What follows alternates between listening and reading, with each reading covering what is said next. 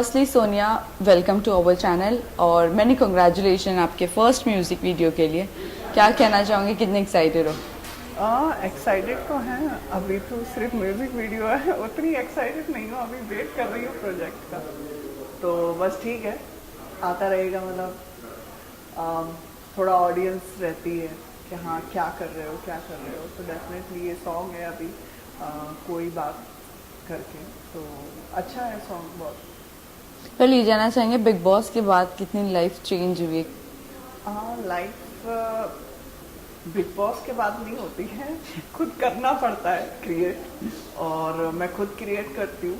और अभी चल रहे मेरे 2-4 प्रोजेक्ट हैं जो अभी लाइनअप पे हैं। अभी देखो कब फ्लोर पे जाते हैं शूट पे, तो बस वेट कर रहे हैं। तब तक मैंने कहा ये छोटे छोटे गाने हैं तो मैंने करते रहता है। वेल, इसी के साथ साथ ये जिस तरह भी गाने की बात की गई, ये जानना चाहेंगे शिव ठाकरे के साथ आपका म्यूज़िक वीडियो हुआ, कैसे लाइनअप हुआ? और अगर मैं ऑन स्क्रीन बात करूँ तो कितना कंफर्टेबल फील किया आपने? शिव के साथ में मेरा बहुत अच्छा फ्रेंड है, तो हम लोग हंसी मजाक करते रहते हैं, और गाना भी शूट हो गया। और हम लोगों का बहुत पहले से लाइनअप चल रहा था, और 1-2 गाने और भी थे, ठीक है। शिव के बजट में नहीं आए तो शिव ने मना कर दिया। फिर 1-2 और आए, तो अभी 1-2 और है गाने।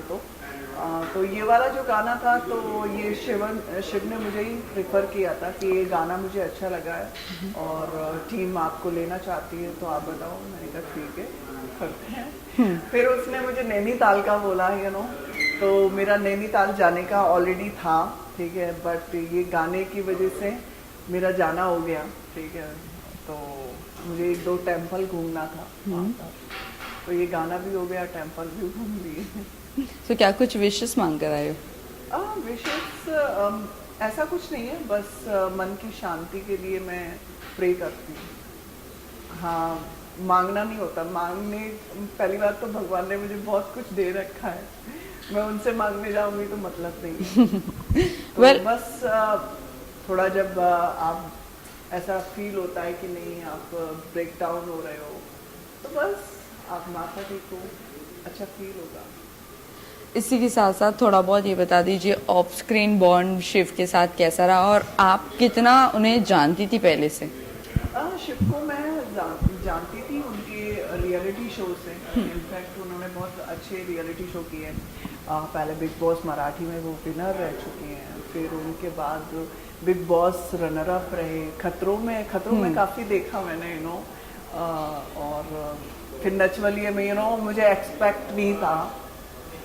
नचवलिए ही था ना वो, डांस, हाँ नचवली, डांस वाला, डांस दीवाने नहीं, सॉरी, झलक, सॉरी। तो झलक में क्या है, मुझे उनकी पर्सनैलिटी देख के लगता नहीं था कि वो इतना अच्छा डांस कर सकते हैं, बट मैंने ऑन स्क्रीन उनको देखा तो अमेजिंग, उनका डांस बहुत अच्छा है। तो ऐसे मैं काफ़ी टाइम से जानती हूँ, बट हम लोगों ने काम साथ में नहीं किया था। इस टाइम हम लोगों ने काम किया है, और आई होप आगे भी हम काम करें।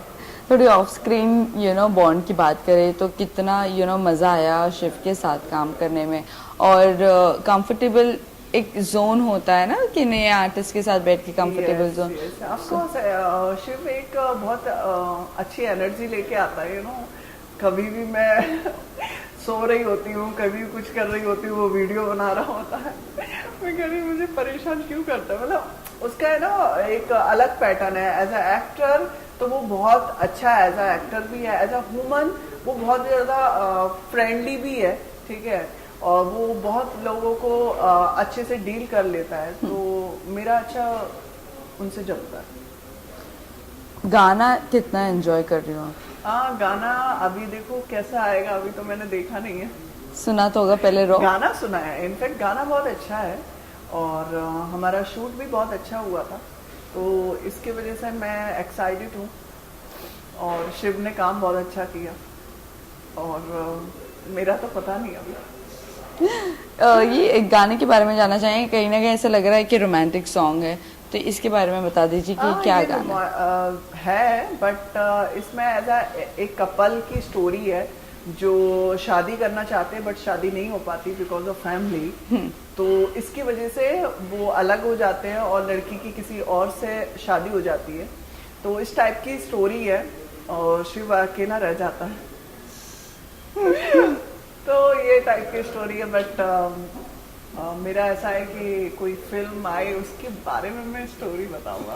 ओह, मतलब समथिंग इज पाइपलाइन। या एक्चुअली सॉन्ग में 4-5 मिनट में आप कितना जज कर सकते हो एज अ एक्टर। मुझे चाहिए होता है, टाइम चाहिए होता है, और सॉन्ग में ठीक है आप एज अ फ्री बैठे हो, कुछ भी नहीं कर रहे हो, तो डेफिनेटली आप सॉन्ग कर रहे हो, इट्स ओके। तो उस टाइप से मेरा थॉट है। ओके, इसी के साथ साथ ये जानना चाहेंगे बिग बॉस के कुछ कंटेस्टेंट्स के साथ आपकी दोस्ती बनती नजर आ रही है, स्पेशली खानजादी जिसके साथ सबसे ज्यादा आपकी अनबन थी।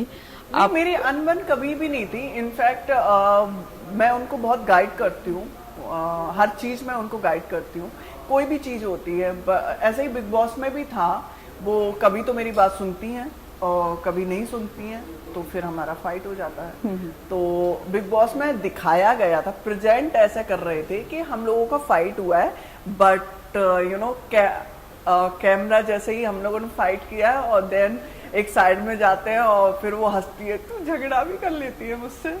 मैंने कहा थोड़ा थोड़ा, ज्यादा नहीं करती हूँ मैं, तू मैं शांत लड़की को परेशान कर रही है।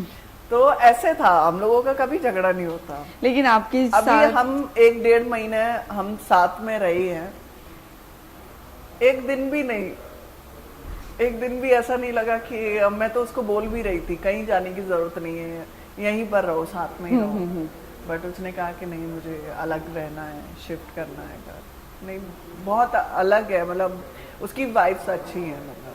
लेकिन आपके साथ जब हमारा एक बार इंटरव्यू हुआ था तब आपने एक बार कहा था कि ऑलरेडी पहले से सब कुछ रटा रटाया यस है। एक्चुअली में देखो उनका टीम था, ठीक है, मैं एज अ मतलब मुझे बिग बॉस के बारे में बिल्कुल भी आइडिया नहीं है, ठीक है, मैं एंटर कर गई, मैंने देखा तक नहीं है बिग बॉस एक्चुअल में पैटर्न क्या है, ठीक है।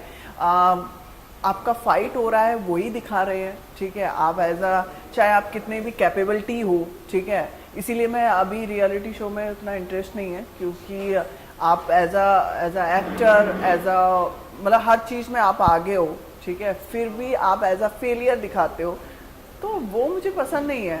आई एम नॉट फेलियर।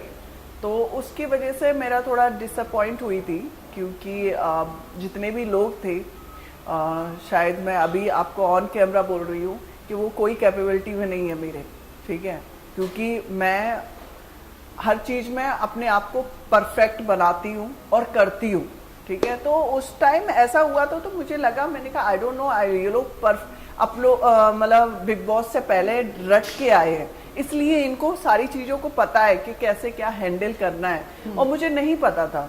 तो इनफैक्ट जितना ईशा ने काफ़ी अच्छा खेला, जितना ईशा ने मैनेज किया वहाँ पर, वो भी एक बहुत समझदारी थी, ठीक है।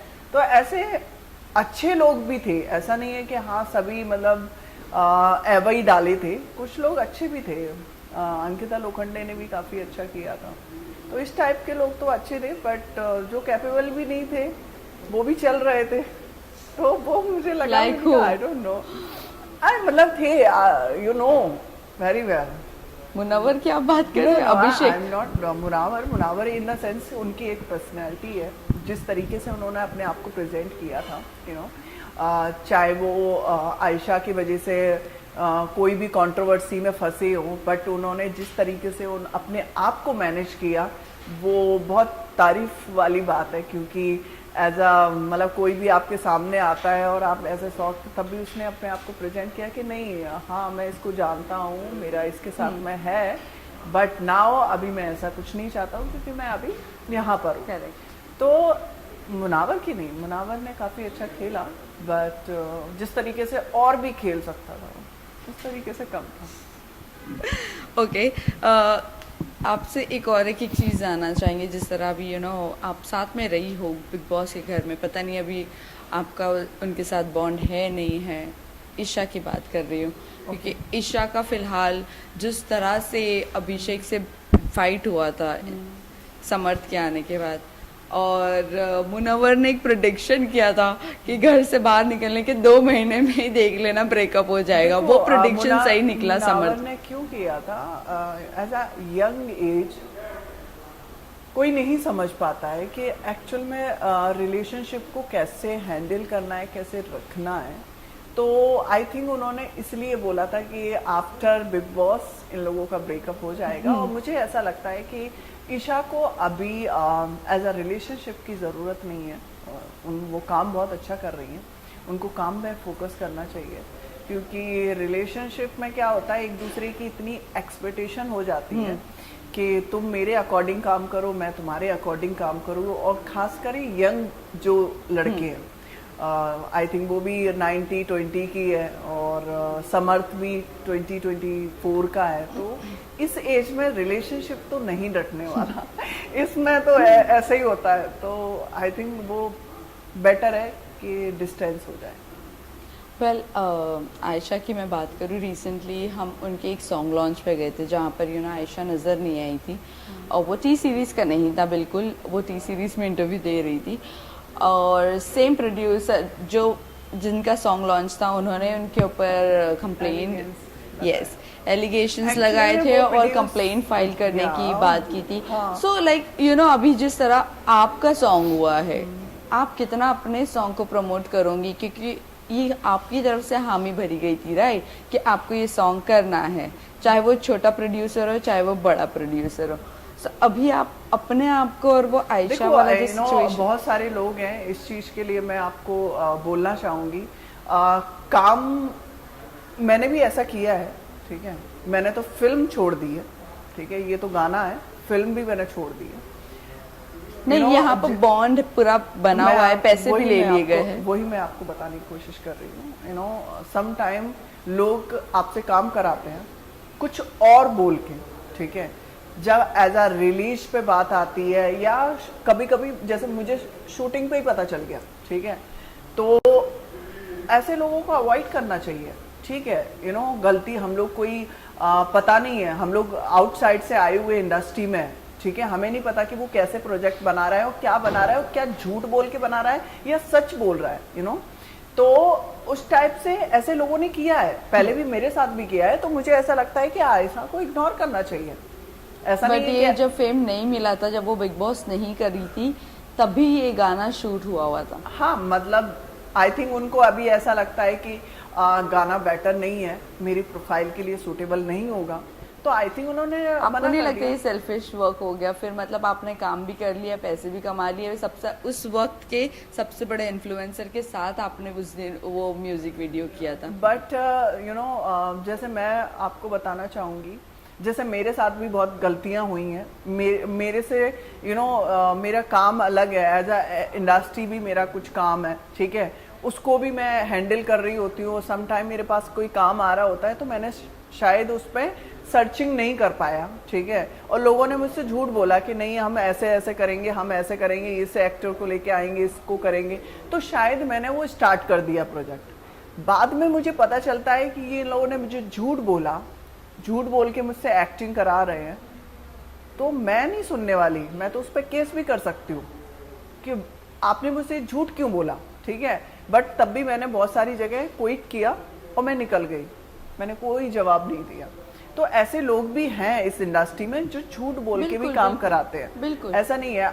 अब मेरा ऐसा है कि मैं आगे बाद में होती हूँ, मैं 2-3 क्रॉस चेक कर रही होती हूँ कि ये प्रोजेक्ट कहाँ है, क्या पैसे भी। तो मैंने अवॉइड कर दिया कि मैं न्यू कमर्स के साथ मैं काम नहीं करूँगी। न्यू, चाहे वो प्रोडक्शन हाउस हो, चाहे वो एक्टर हो, चाहे कोई भी हो, ठीक है। मैं न्यू एक्टर के साथ काम नहीं करूँगी क्योंकि वो लोग कभी ना कभी मिस्टेक करते ही हैं, ठीक है। क्योंकि नई चीज़ें होती, उनको कुछ पता तो होता नहीं है, ठीक है। और वो एज अ एक्टर हमारा करियर खराब हो जाता है, ठीक है। तो उस पॉइंट ऑफ व्यू से मैंने तो वो अवॉइड ही कर रखा है। लेकिन आयशा की बात तो टोटली अलग ही है। टोटली अलग है। वॉइस नोट है, आप आप रिलीज करिए सॉन्ग, और उसी वक्त जब हम प्रेस कॉन्फ्रेंस में मौजूद थे तभी उनको कॉल पे कॉल किया गया। वो टी सीरीज में थी। अब यहाँ पर ऐसा हो जाता ना, आपको ब्रांड मिल गया है और एक नॉन ब्रांड है, तो मतलब आप वो आप देखो, अपना आपने वक्त बोल कमिट रहे हो, आपने कमिट किया है तो आप उसको फर्ज अदा फर्ज करो कर दो। यस। बट जैसे कि मैंने भी अभी एक दो सॉन्ग किए हैं, बट आई एम नॉट, मैं प्रमोट नहीं करने वाली, ये मैंने खुल के बोला हुआ है, ठीक है। मैंने तो ये आपके जब बॉन्ड मुझे पे आपने मेंशन भी करवाया ऑफ होगा, कोर्स राइट? मैंने एक्चुअल में क्या है ना, मैं करना ही नहीं चाह रही थी, बट डायरेक्टर और प्रोड्यूसर काफ़ी फोर्स करने के बाद, बट मैंने उनको बोल दिया गाना मुझे अच्छा लगा आफ्टर एडिटिंग तो मैं अपनी प्रोफाइल पे डालूंगी, नहीं आप अपनी प्रोफाइल पे डाल के खुश हो जाना। वैसे बॉन्ड में नहीं है या, आयशा मैं आयशा की बॉन्ड में सब कुछ मेंशन किया हुआ है, उन्होंने वो सब कुछ बताया है, तो वही बस जाना था। देखो, अब जैसे मेरा है, मुझे अपनी बात को खराब नहीं करना होता, ठीक है। मैंने जो बोला है वो मैं करूंगी, ठीक है। तो इसकी वजह से आई डोंट नो आयशा किस तरीके से उन्होंने अपने आप को प्रेजेंट किया हुआ है और किस तरीके से उन्होंने डील की हुई है, बट मेरे साथ भी ऐसा हुआ है, ठीक है। मेरा ऐसा एक दो फिल्म में भी ऐसा हुआ है कि मैंने आधी फिल्म करने के बाद मैंने छोड़ी है, ठीक है। तो ऐसा बहुत हुआ है, उन्होंने रिलीज किया, क्या किया, मैं तो अपने गूगल से इससे हटाने की कोशिश करती रहती हूँ, ये नाम भी शो नहीं करना चाहिए मेरी प्रोफाइल पे, तो ऐसा होता है, ऐसा नहीं है। तो बट हाँ, आपका कमिटमेंट है तो उसको पूरा करना चाहिए। मैं इसीलिए जो भी एग्रीमेंट होते हैं मैं पहले से ही मेंशन करके डालती हूँ, ये मैं आपके पेमेंट के लिए कर रही हूँ काम, मैं अपनी प्रोफाइल पे शो नहीं करूँगी, चाहे कोई भी ब्रांड हो, ठीक है। मुझे अच्छा लगेगा तो मैं करूँगी, नहीं तो नहीं। तो ऐसा है। यस, तो ये होता है लाइक वर्क सिस्टम एक होता है। हाँ। और बात रही अनदर म्यूजिक वीडियो की, आपकी खुद की, तो कौन से को एक्टर है जिसके साथ आपका म्यूजिक वीडियो आने वाला है, क्या आप कुछ बताना चाहोगे? मेरा एक जी से भी आने वाला है, मेरा फ्रेंड है मोहित कपूर, उन्होंने डायरेक्ट किया है, पहली बार किया है।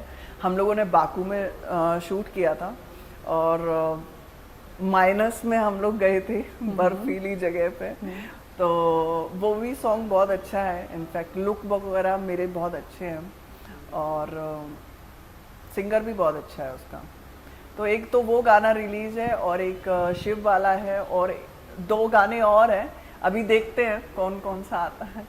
पहले जाते जाते ही जानना चाहेंगे, सोनिया खतरों के खिलाड़ी आ रहा है, कहीं ना कहीं आपके नाम की भी चर्चा रही है, क्या कहना चाहोगे, कितना सच है ये खबर कि आप आ रही हो खतरों के खिलाड़ी में? अभी तो मुझे खुद ही नहीं पता है कि मेरा प्रोजेक्ट चालू हो गया, तो I am going to Europe, तो आई थिंक 1 मंथ मैं उधर ही रहूँगी, तो मैं अटेंड नहीं कर पाऊँगी ये कौन सा है खतरों, बट मैं फ्री रही तो definitely I will do it. मतलब आपको ऑफर आया है, राइट? मतलब ऑफर इन द सेंस, ये तो सब चलता रहता है, कौन जब फ्री, मैंने क्या बोला आपको, मैं बिग बॉस के टाइम भी फ्री थी, ओटीटी के लिए मेरा फाइनल हुआ था, ओटीटी में भी बातचीत चल रही थी, ओटीटी में नहीं मैंने किया, तो फिर ये मेरे को मेन में ऑफर आया था, तो ऐसे चल रहा था। मतलब ऐसा नहीं था कि हाँ मैं बिजी हूँ और फिर उसके बाद मैं अनदर काम ले लूँ, तो उस पॉइंट ऑफ व्यू से नहीं। अभी मेरे 2 प्रोजेक्ट है, अब देखो कौन सा ऑन हो जाए,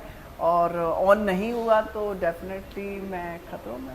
वेल, अभी जिक्र कर ही लिए हो आपने ओटीटी की, क्या वजह थी आपने रिजेक्ट किया ओटीटी? वो मेरी सिस्टर की एंगेजमेंट थी। अच्छा, ठीक है, और मैं नहीं छोड़ के जाना चाहती थी, क्योंकि मैं पूरी रिस्पॉन्सिबिलिटी लेती हूँ कि मुझे कैसे क्या चाहिए, ठीक है। तो सारा डेकोरेशन, चाहे कोई भी चीज़ लेके, तो मैं मना कर दिया। मैं इनफैक्ट मेरा और भी काम थे उस वक्त, मैं एक साउथ की फिल्म कर रही थी, तो मैंने ब्रेक लिया हुआ था फिल्म में, क्योंकि मुझे अपनी छोटी की एंगेजमेंट अच्छे से करनी थी। लास्टली जाते जाते अपने फैंस एंड व्यूअर्स को क्या कहना चाहोगे आप? यही कहना चाहेंगे कि ये गाना है और आप लोग देखें और आप लोगों को अच्छा लगेगा, और मेरे आने वाले प्रोजेक्ट में मेरा अलग लुक है और वो भी आप लोगों को अच्छा लगेगा। Thank you so much. Thank you.